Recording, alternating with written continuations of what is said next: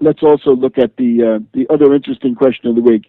On the Bill Maher program, the foul-mouthed comedian, Maher, Affleck, the, what can we say, airheaded Hollywood star, and the demagogic writer by the name of Sam Harris, and they want to discuss Islam. Well, the discussion they have of the Muslim world is distinguished by its ignorance, its superficiality, its radical anti-historical quality. So they want to blame ISIS on Islam and the Muslim world in general, and this is totally off the mark. Let's go back.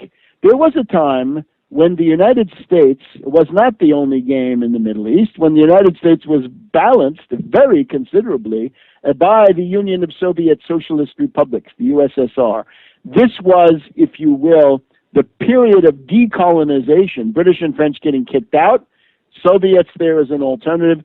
This is where we see the Arab world, especially, making its freest choice. So what did they choose freely back in the 50s and 60s when this happier situation obtained? Did they choose ISIS or anything like that? No.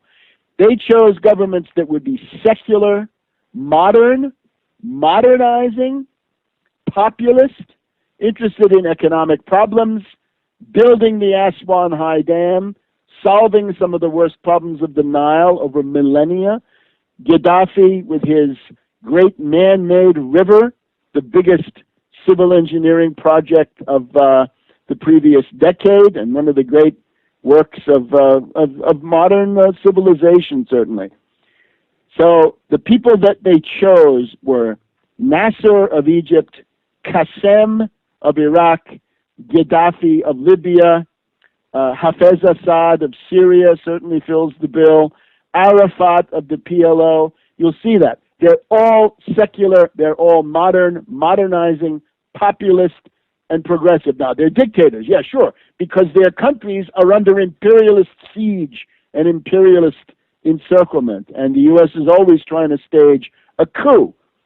Now, the offer, of course, the Nasser offer was, well, let's have a reasonable, more or less equal to equal relation, and we can cooperate for the progress of all concerned. No, said John Foster Dulles.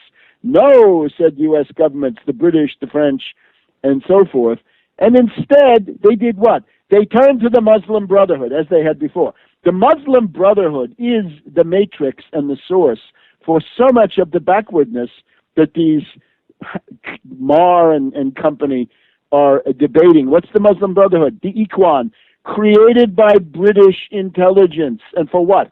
In the 1920s, the Waft Party of Egypt was becoming gripped by anti-British nationalism. Kick out the British colonialists and occupiers after all those years, right?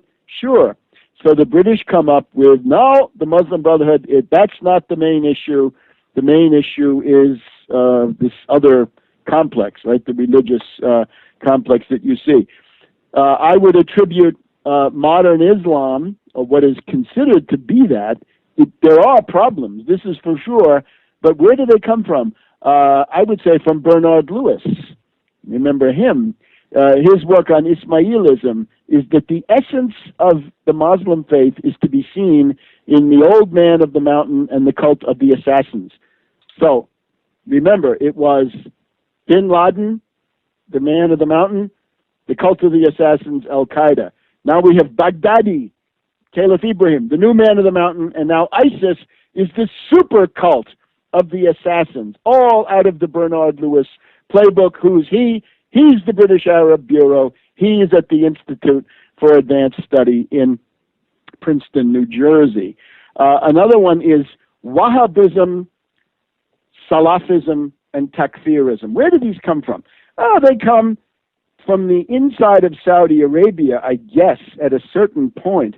But I think the impression I'm getting is that they are not spread directly through the world from there, but rather the British Arab Bureau and its counterpart, the British India Office, decide that Wahhabism would be good to use for counterinsurgency purposes in India to promote clashes of the Muslims and the Hindus of India, and even the Buddhists, if any were left, but mainly those two, and that therefore the British would become purveyors of Wahhabism and Salafism. And of course, Takfirism, that's the common denominator.